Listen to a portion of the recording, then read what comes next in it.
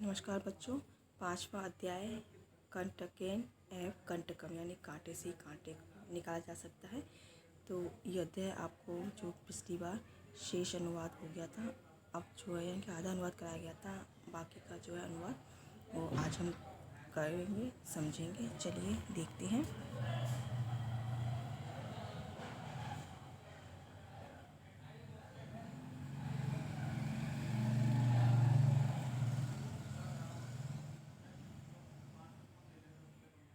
यहाँ तक आपका हो गया था। अब देखते हैं आगे का अनुवाद। समीपे एका लोमशिका बद्री गुलमाना पृष्ठे नीलिना एतां वार्तां शृणोति स्म। यानी कि पास में एक कौन लोमड़ी बेर की झाड़ियों के पीछे नीलिना छुपी हुई एताम इस बात को, जो ये आपस में बातचीत हुई थी, इन बात को सुन रही थी। सा सहसा चंचलम अनुसृत्य कथयति। अचानक से वे चंचल के पास आकर कहती है, का वार्ता, क्या बात है? माम अपनी विज्ञापय, मुझे भी बताओ। सावधान वह बोला, हाँ मासा समौसी अवसरे तुम समागतवती। यानी कि तुम इस अवसर पर पधारी हो, यानी कि इस समय जिस समय की ये दुविधा हो रही है क्या करना चाहिए, उस समय तुम पधारी हो, आई हो।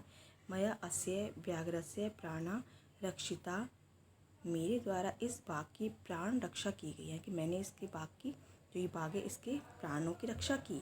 परम एषा माम एव खादितुम इच्छति, परंतु यह मुझे ही खाने की इच्छा कर रहा है। तदंतरम स लोमशिकाय निखिलाम कथा निवेदयत। उसके पश्चात वह लोमड़ी को पूरी कथा बताता है।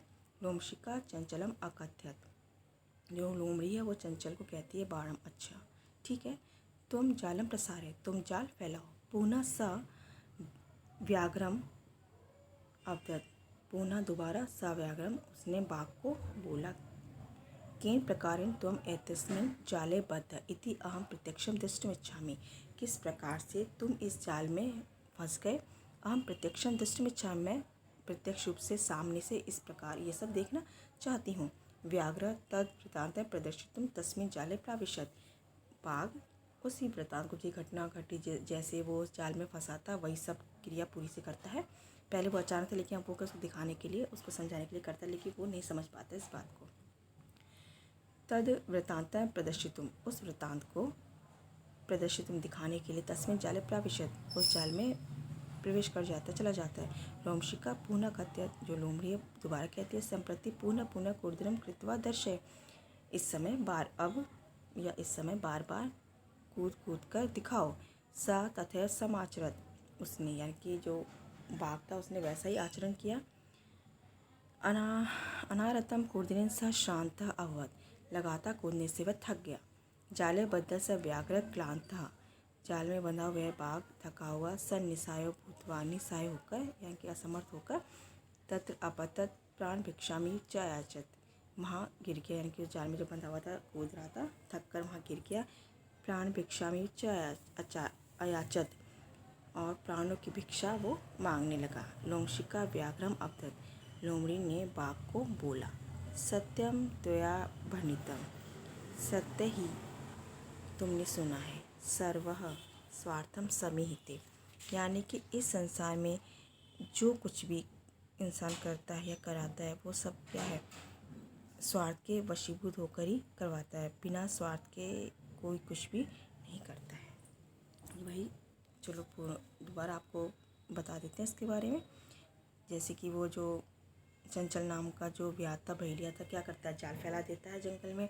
अगले दिन जाके देखता है कि उसमें बाघ फंस जाता है। फिर जब वो प्यासा होता है, कहता है कि मुझे जाल से बाहर निकाल, मुझे पानी पीना है। वो पानी ला के पिलाता है उसे। फिर क्या करता है, वो कहता है अब प्यास तो मैं शांत होकर लेगी, अब मैं भूखा हूँ, मैं खाना खाना चाहता हूँ, मैं तुम्हें खाना चाहता हूँ। तो वो ये कहता है कि मैंने तुम्हारी प्राण रक्षा की, तुम मुझे खाना चाहते हो। तो वो कहता है कि सत्य तुमने सुना है कि मतलब इस संसार में कुछ भी कार्य निस्वार्थ नहीं होता, इसमें किसी न किसी का स्वार्थ छुपा हुआ होता है।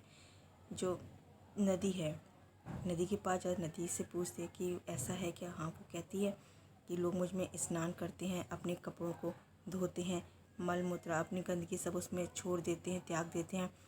ये सब क्या है, जबकि वो उन्हें पता है कि नदी का जल कितना लाभकारी है, हम पूजा में इस्तेमाल करते हैं।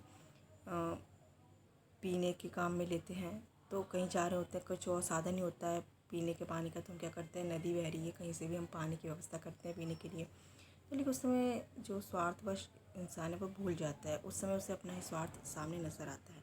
पेड़ पेड़ के पास जाते तो पेड़ भी वही, वो पेड़ कहता है मेरे फल खाते हैं, मेरी छाया में विश्राम करते हैं, लेकिन अपने स्वार्थ के लिए मुझे भी काटते हैं। वो ये नहीं देखते कि मुझे दर्द हो रहा है। तो वही है कि सब कुछ अपने स्वार्थ के वशीभूत है।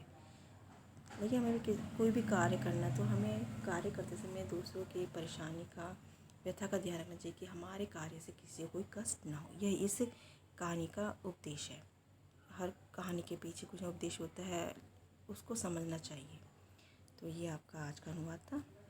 शब्दार्थ आपने कर ही लिए होंगे और उम्मीद आपने याद भी किया होगा। अगली जो इसके बाद आपको PDF भेजी जाएगा जिसमें आपका कार्य होगा। तो आज के लिए इतना ही। धन्यवाद।